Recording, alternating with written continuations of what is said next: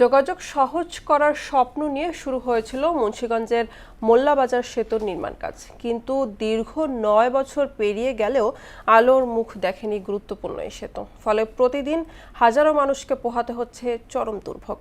মোহাম্মদ সুজনের তথ্যচিত্রে তাহসিন তারিনের রিপোর্ট।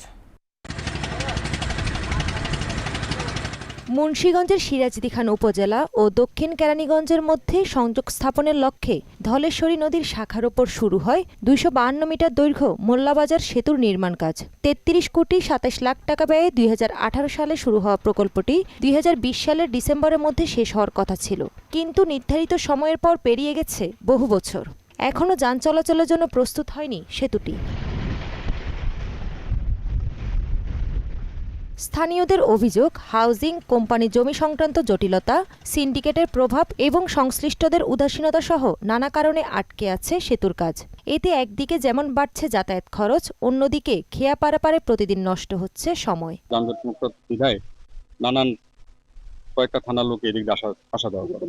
কোন এমপি আয়া পরিদর্শন করে চলে যায়, হ্যাঁ আমরা করে দিব, আর ওদিকে এমপি আছে, হ্যাঁ করে দিব, এরকমই আর কি। জনগণের ভোগান্তি তো আর কেউ দেখে না। বরাবর আসা যাওয়া করা যায় না, বরাবর ঢাকা আসা যাওয়া ইচ্ছা করলে রুগী নিয়ে যাওয়া যায় না। এটি সরকারের কাছে আকুল আবেদন।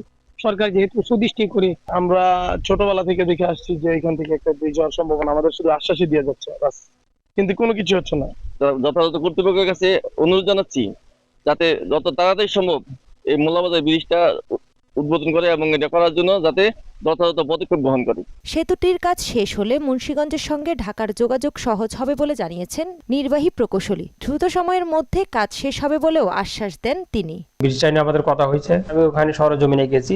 ওই ব্রিজটা হয়ে গেলে দেখা যাচ্ছে যে ওদের চেয়ে আমাদের এই যে মুন্সিগঞ্জের বিশেষ করে সিরাজদিখান, শ্রীনগর এই দিকের লোকগুলো খুব সহজে যাতায়াত করতে পারবে। ৯ বছর অপেক্ষার পরও স্বপ্নের সেতু বাস্তবায়ন না হওয়ায় ক্ষোভ বাড়ছে স্থানীয়দের মধ্যে। এখন তাদের দাবি আর কোনো প্রতিশ্রুতি নয়, দ্রুতই চালু করা হোক মোল্লাবাজার সেতু। তাহসিন তারিন, মোহনা সংবাদ।